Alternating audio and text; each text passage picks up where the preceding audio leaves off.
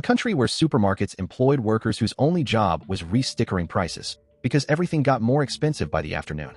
Where inflation hit 47%, not in a year, in a single month.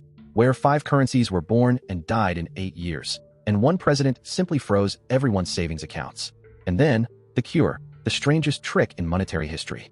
A currency with no bills, no coins, no physical form at all.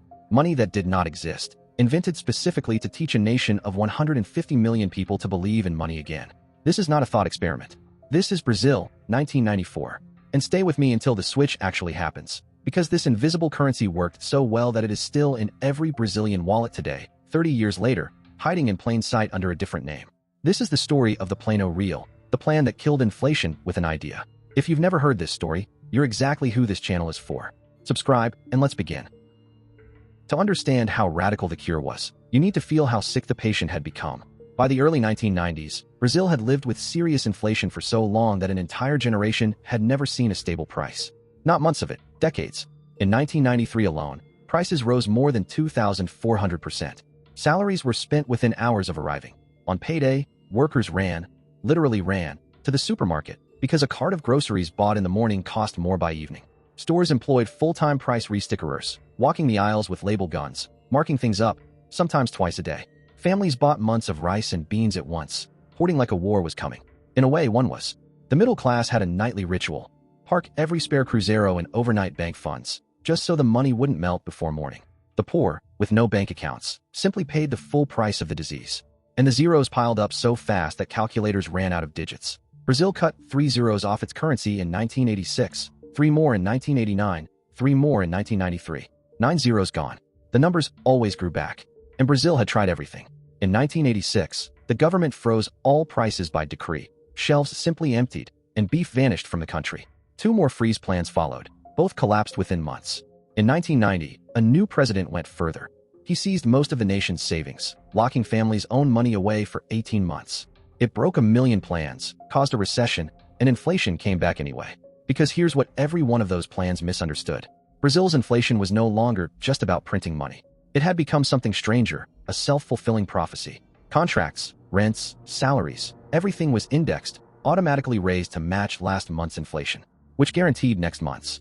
Yesterday's inflation was copied into tomorrow, forever. Economists call it inertial inflation. You couldn't freeze it. You couldn't confiscate it. Because the monster didn't live in the money. It lived in everyone's head. In May 1993, in the wreckage of an impeached presidency, a new finance minister took office, a sociology professor named Fernando Henrique Cardoso. He knew he wasn't an economist, so he did something politicians rarely do. He hired people smarter than himself on the subject and let them work. Their names, Bacha, Arita, Lara Resende, Franco, Malin, would become legend in Brazilian economics. At the time, they were professors and friends with a wild idea. That idea had been sitting in an academic paper since 1984, considered too strange to try. If inflation survives because everyone's prices are indexed to everyone else's, then freezing prices is useless. You have to unteach the indexation itself. And you cannot do that with the old, poison currency. People needed to see stability with their own eyes before they would believe in it again. Here's the problem with that number, the 47% a month. By 1994, almost none of it was fresh money being printed. It was memory. Every business raised prices because it expected every other business to raise prices. And the indexes made the expectation automatic, mathematical, unstoppable by decree. To stop it, you didn't need another freeze. You needed to reprogram 150 million minds at once. And so they proposed something that sounded like a joke. Launch a currency that doesn't exist. On March 1st, 1994, Brazil got its strange new unit, the URV, in Portuguese, the real unit of value. You could not hold a URV. There were no URV bills, no URV coins. It existed only as a number, published every single day, quoted in the old dying currency, and held steady at roughly $1. And then, piece by piece, the country's economic life was rewritten in it. Salaries, converted to URV. Rents, contracts, prices, converted to URV. Supermarket tags began showing 2 numbers, the URV price and the old Cruzeiro real price you actually paid at the register at that day's official rate. And that's when something remarkable happened, slowly, in millions of small moments. The Cruzeiro real price of rice still climbed every single day, like always. But its URV price didn't move. Week after week, stable. Your salary in URV, stable. For the first time in a generation, Brazilians could watch a price simply stand still. There was one more piece of quiet genius. Salaries were converted at their average real value, not frozen at their worst moment, removing the poison that had killed every earlier plan, the feeling of being robbed. The old currency was left to die in public, absorbing all the inflation like a decoy. The invisible unit quietly absorbed something far more valuable: belief. For 4 months, the country lived a double life: the melting money in your pocket, the solid money in your head. No freeze, no confiscation, no empty shelves, just arithmetic, printed in every newspaper, every day, patiently teaching a nation that stability was possible. And then came the switch. On July 1st, 1994, the invisible unit finally got a body: bills and coins, printed and distributed in one of the largest currency operations in history. Nearly all the cash in a continent-sized country, replaced in about 45 days. 1 real equals 1 URV equals 2,750 cruzeros reis. Overnight, the imaginary money became the money. The question was, would the spell hold? It held. Inflation in June 1994, the last month of the old currency, around 47%. In July, the real's first month, under 7. By September, below 2.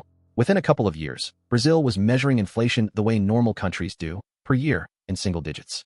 The monster that 5 plans, 5 currencies, and 1 mass confiscation could not kill was beaten by a number in a newspaper. There were costs, there always are. To defend the young currency, interest rates stayed brutally high, and the real spent its first years overvalued, which would bring its own crisis at the end of the decade. Stabilization is never free, and this one wasn't perfect either. But the thing itself, the belief, never broke again.